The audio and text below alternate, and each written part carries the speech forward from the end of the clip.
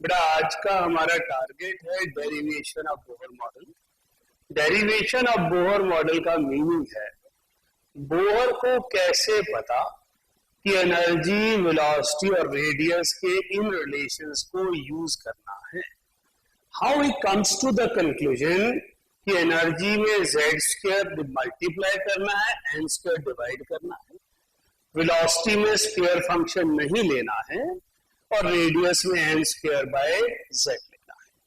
तो डेरिवेशन का मतलब है बोहर इन फॉर्मूलाज पर कैसे पहुंचे, हमें उसे डिराइव करना है।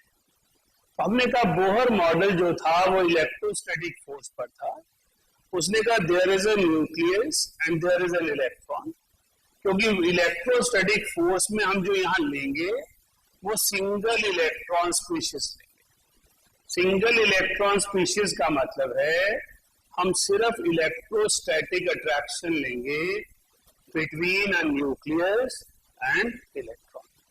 हमने कहा if Q1 is the charge on electron and Q2 is the charge on nucleus and R is the distance between nucleus and electron, then what will be electrostatic force? बेटा इलेक्ट्रोस्टैटिक फोर्स आपके +2 physics का first unit है। हमें यहाँ लेना पड़ रहा है क्योंकि बोहर मॉडल में इलेक्ट्रोस्टैटिक फोर्स की टर्म यूज होती है। ग्रेविटेशनल फोर्स जैसे मासेस पे डिपेंड करती है, उसी तरह इलेक्ट्रोस्टैटिक फोर्स चार्जेस पे डिपेंड करती है। दोनों के फॉर्मूलाज लगभग सेम है। जब हम इलेक्ट्रोस्टैटिक फोर्स की बात करेंगे तो electrostatic forces K into Q1 into Q2 upon R square. Gravitational force में K की जगह ग्रेविटेशनल कांस्टेंट G होता है और Q1 और Q2 की जगह मासेस होते हैं। ग्रेविटेशनल फोर्स मास पे डिपेंड करती है और इलेक्ट्रोस्टैटिक फोर्स चार्ज पे डिपेंड करती है। तो हमारे पास K की वैल्यू क्या है? K is a proportionality constant written as 4 pi epsilon nought. इस K की वैल्यू SI में 9 इंटू 10⁹ होती है, लेकिन CGS में इसकी यूनिट वैल्यू 1 होती है। तो हम ये पूरी डेरिवेशन CGS में करेंगे ताकि हमें K को लेना ही ना पड़े। अब हमारे पास चार्ज ऑफ इलेक्ट्रॉन को मैं E कंसीडर करूंगा और चार्ज ऑफ न्यूक्लियस को ZE कंसीडर करूंगा। ZE का मतलब है Z is number of protons, which is also known as atomic number, and E is charge on electron. Charge on electron. तो हमारे पास Q1 की जगह पर E और Q2 की जगह पर ZE आ जाएगा। इसका मतलब है हमारे पास electrostatic force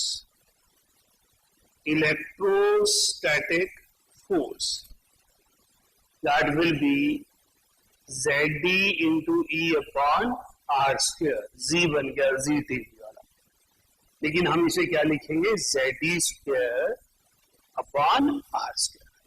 तो जब कभी भी आपको इलेक्ट्रोस्टैटिक फोर्स की वैल्यू लिखनी हो एटम के लिए तो आप ZD square upon R square ले सकते हैं। यहाँ हमने एक ही इलेक्ट्रॉन की बात की है, इसका मतलब ये सारा सिंगल इलेक्ट्रॉन स्पीशीज के अराउंड चल रहा है। तो सबसे पहली चीज आपके लिए यही जानना जरूरी है। ये मुझे इसलिए बतानी पड़ रही है क्योंकि आपने फिजिक्स में भी इलेक्ट्रोस्टैट नहीं पढ़ा है। तो मैंने कहा there is a nucleus which has charge Q2, there is an electron which has the charge Q1 and the distance between electron and nucleus is R. हमने कहा electrostatic force like gravitational force depends upon the variable charges and inversely related to distance. Gravitational force में gravity मास पे depend करती है और electrostatic force charge पे depend करती है। हमने कहा जो प्रोपोर्शनैलिटी कांस्टेंट के है उसे 1/4 पाई एप्सिलॉन नॉट कहते हैं और इसकी वैल्यू 9 इंटू 10⁹ होती है एसआई में और 1 होती है सीजीएस। अगर मैं इलेक्ट्रॉन के चार्ज को एक सिंपल सिंबल ई दे दूं तो न्यूक्लियस के चार्ज को क्या दूंगा, Q इंटू जेड इंटू ई। ई क्या है, चार्ज ऑन इलेक्ट्रॉन, लेकिन यहां पर मैं इसे चार्ज ऑफ इलेक्ट्रॉन नहीं कह रहा, चार्ज ऑफ प्रोटॉन कह रहा, क्योंकि charge on electron is equal to charge on proton. आप सभी जानते हैं कि एक प्रोटॉन पर और एक इलेक्ट्रॉन पर बराबर चार्ज होता है, सिर्फ साइन डिफरेंट होते हैं। तो इलेक्ट्रोस्टैटिक फोर्स की वैल्यू Zd²/r²। ये डेरिवेशन का हिस्सा नहीं है, ये इलेक्ट्रोस्टैटिक फोर्स का कंसेप्ट है कि आपको पता हो इलेक्ट्रोस्टैटिक फोर्स का फॉर्मूला Zd²/r²। अब हम डेरिवेशन पर आएंगे। बोर की डेरिवेशन उसकी दो असम्पशन पर बेस्ड थी। पहली असम्पशन थी उसकी that electrostatic force between an electron and nucleus is responsible for necessary centripetal force which is required for movement of electrons. तो Zd² और सेंट्रीपिटल फोर्स इलेक्ट्रोस्टैटिक फोर्स और सेंट्रीपिटल फोर्स जहां balance होगी electron वहीं exist करेगा। तो इसको हमने लिख दिया Zd²/r² और सेंट्रीपिटल फोर्स होती है mv²/r। हमने r से r² को कैंसिल कर दिया, हमारे पास एक वैल्यू आ गई Zd²/r that is equals to mv²। इसको मैंने इक्वेशन 1 ऐसे किया, राइट। तो इस पॉइंट से एक स्टूडेंट को क्या लेना है कि electron exist only in those orbits where necessary centripetal force is provided by electrostatic force.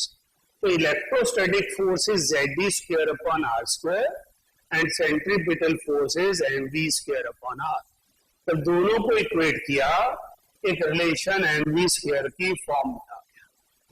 दूसरी असम्पशन क्या थी बोर की, that electron is permitted only in those orbits where angular momentum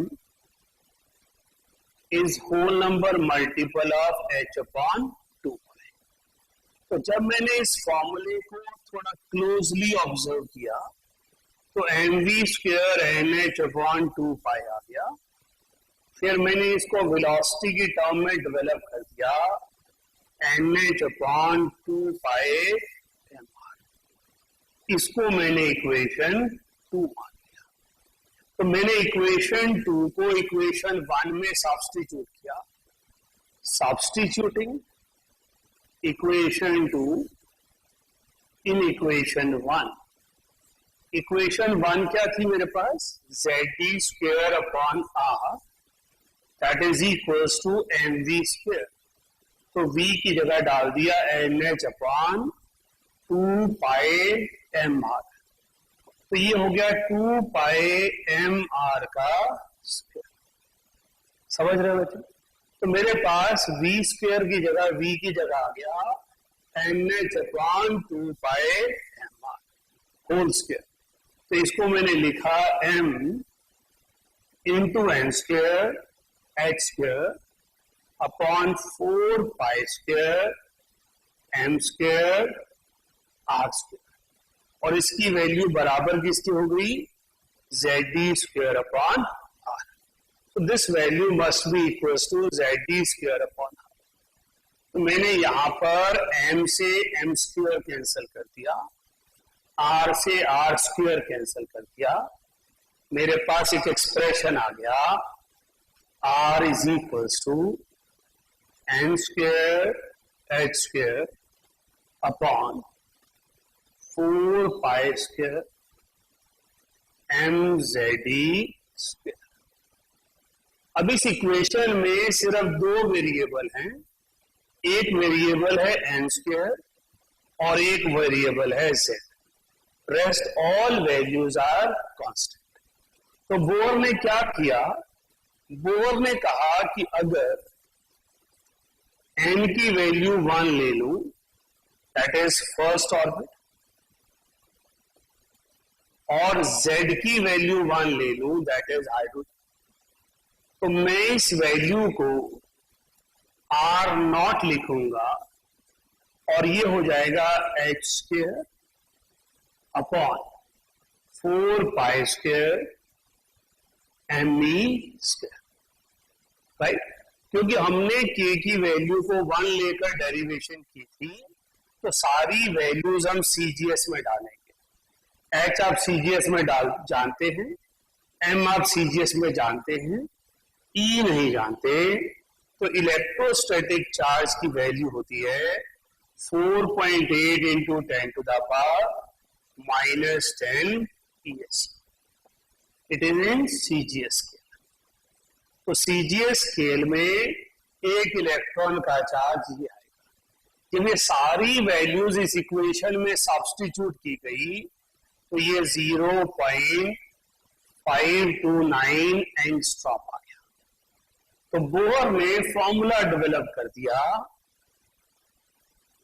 Rn is equals to R0 into n² by z। So this is the formula given by Bohr, जो मैंने आपको Bohr model में लिखवाया।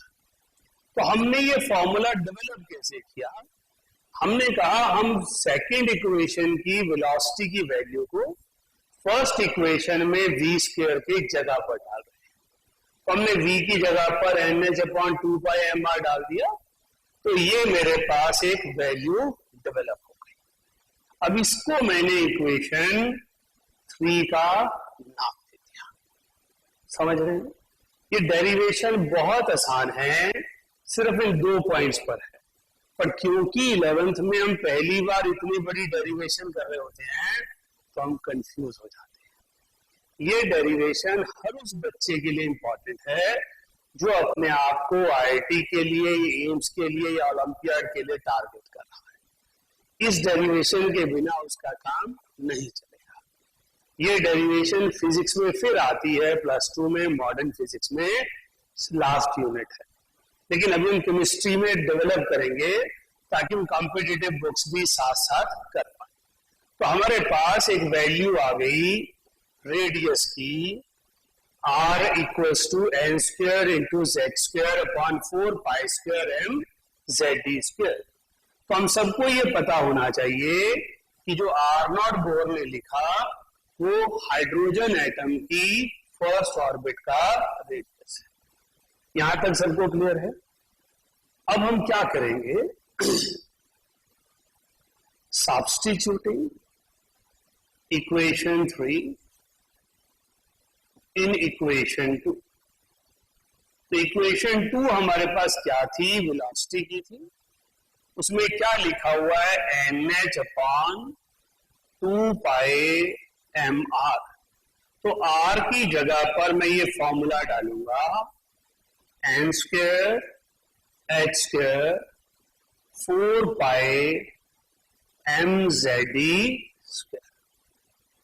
Right. तो जब मेरे पास ये formula आया, n से स्क्वायर कैंसिल हो गया, h से स्क्वायर कैंसिल हो गया, पाई से स्क्वायर गया, मास चला गया, 2 से 4 चला गया। तो मेरे पास क्या वैल्यूज डेवलप हुई, velocity is equals to 2 pi z² upon nh। अब फिर वही कहूंगा कि z और n वेरिएबल है। हमने n को 1 ले लिया फर्स्ट ऑर्बिट, z को 1 ले लिया हाइड्रोजन एटम, तो हमारे पास एक एक्सप्रेशन आ गया जिसको हमने v0 कह दिया। v0 को जब हमने लिखा तो वो बचा 2 पाई e² अपॉन h। इसकी वैल्यू कैलकुलेट की गई 2.18 इंटू 10⁶ मीटर पर सेकेंड। तो हमारे पास Vn की वैल्यू आ गई V0। किसको निगलेक्ट किया था बेटा? Z। और डिनोमिनेटर किसको निगलेक्ट किया था? सो ये हमारे पास फॉर्मूला हो गया। सो बोहर को ड्रीम कैसे आया कि ये फॉर्मूलाज लेने हैं, वो ये डेरिवेशन है। क्लियर है? तो बोहर फॉर्मूले में रेडियस की value R0 into n square by z होती है और वेलोसिटी की value V0 into z upon n होती है। ये डेरिवेशन बहुत अच्छा एफर्ट मांगेगी, ऑब्वियसली एडवांस लेवल की है तो एफर्ट मांगेगी। लेकिन डेरिवेशन करने का तरीका क्या होता है? पहले एक बार रीड करना है, फिर रफ नोटबुक लेकर उस पर खुद प्रैक्टिस करनी है। जिस स्टेप पर फंस जाएं उस स्टेप को साथ साथ नहीं देखना है। अगर आपने साथ साथ देख लिया तो आपकी डेरिवेशन कभी डेवलप नहीं होगी। फिर आप उसे छोड़िए, दोबारा डेरिवेशन पढ़िए और दोबारा डिराइव कीजिए। 3 या 4 बार जब आप सिंसेरिटी से एफर्ट डालेंगे तो आपको ये डेरिवेशन तैयार हो जाएगी। अभी रेडियस का फॉर्मूला आ चुका है, वेलोसिटी का फॉर्मूला आ चुका है, अब किसका फॉर्मूला डेवलप करना है? राइट, एनर्जी का। अब एनर्जी के फॉर्मूले में हमने क्या देखना है? What we have to check. Energy की जब हम बात करते हैं, किसी भी सब्सटेंस की एनर्जी जो मोशन में होता है और एक पर्टिकुलर पार्टिकल के रिस्पेक्ट में पोजीशन पर होता है, तो उसकी पोटेंशियल एनर्जी भी होती है और काइनेटिक एनर्जी भी होती है। Kinetic energy is due to the motion and potential energy is due to position. जब हम पोटेंशियल एनर्जी की बात करते हैं, potential energy is force into distance. तो फोर्स यहां पर क्या है? Zd² upon R²। वही फोर्स जो मैंने स्टार्टिंग में लिखवाई थी आपको, इलेक्ट्रोस्टैटिक फोर्स। और D की जगह पर क्या लोगे? That is the radius. तो आपके पास D की जगह पर रेडियस है, तो Zd² अपॉन R आ गया। Potential energy for opposite charges is always negative. Potential energy for opposite charges is always negative. इसलिए इलेक्ट्रॉन की पोटेंशियल एनर्जी होती है -Zd² अपॉन R। राइट। अब क्योंकि हम जानते हैं, इक्वेशन 1 में हमने लिखा था, from equation 1 mv² is equals to Zd² upon R. So kinetic energy, which is equals to half mv², that will be equals to half Zd² upon R. तो जब मैं टोटल एनर्जी की बात कर रहा हूं, टोटल एनर्जी में kinetic भी है, that is half into Zd² upon R, और पोटेंशियल भी है -Zd² अपॉन R। तो टोटल एनर्जी की वैल्यू हो जाएगी -Zd² अपॉन 2R। इसको आप ऐसे लिखना चाहें, आप अगर कोई कंफ्यूज हो रहे हो तो इसको ऐसे लिख लें, half into Zd² upon R। तो एक अच्छा स्टूडेंट कहता है इलेक्ट्रॉन की एनर्जी नेगेटिव इसलिए है क्योंकि उसकी पोटेंशियल एनर्जी की वैल्यू काइनेटिक एनर्जी से ज्यादा है और पोटेंशियल एनर्जी नेगेटिव है। इसका मतलब हमारे पास टोटल एनर्जी, काइनेटिक एनर्जी और पोटेंशियल एनर्जी की अगर रेशियो लिखना चाहें तो 1:2 हो जाएगी। लेकिन इनका मैग्नीट्यूड सेम है, साइन डिफरेंट है। तो काइनेटिक एनर्जी को 1 लिख दिया तो पोटेंशियल और टोटल को -1 और -2 लिख दिया। इसका मीनिंग क्या है? अगर आपसे कोई काइनेटिक एनर्जी पूछेगा तो जो वैल्यूज मैंने आपको लास्ट 2 क्लासेस में लिखवाई थी उसी का नेगेटिव साइन डाल दीजिएगा। और जब कोई आपसे पोटेंशियल एनर्जी पूछेगा तो जो वैल्यूज आपने डिराइव की थी उसको 2 से मल्टीप्लाई कर दीजिएगा। तो हमारे पास इलेक्ट्रॉन की एनर्जी कितनी हो गई, -12 इंटू ZT² r। तो हमने इससे पहले इक्वेशन नंबर क्या डाली थी, वेलोसिटी में हमने, रेडियस में हमने इक्वेशन नंबर 3 डाली थी। अभी हम यही इक्वेशन जो है सब्स्टिट्यूट करेंगे यहां पर, इसको इक्वेशन नंबर 4 डाल देते हैं। तो हमने यहां पर लिख दिया सब्स्टिट्यूटिंग इक्वेशन 3 इन इक्वेशन 4। तो इक्वेशन 4 क्या है मेरे पास, टोटल एनर्जी की इक्वेशन -12 ZD² r। तो r की वैल्यू इनवर्स फंक्शन आएगी तो मैं लिखूंगा n² h² 4π² mZT²। तो मेरे पास सिर्फ यही एक चीज कैंसल हो पाएगी। तो जो टोटल एनर्जी ऑफ इलेक्ट्रॉन है, टोटल एनर्जी ऑफ इलेक्ट्रॉन है वो कितनी हो जाएगी, -2π² mZ²e⁴ अपॉन n² h²। क्योंकि इसमें भी हमारे पास z और n सिर्फ 2 ही वेरिएबल हैं, हमने इनको बाहर निकाल दिया तो E0 की वैल्यू आ गई -2π² me⁴ अपॉन h²।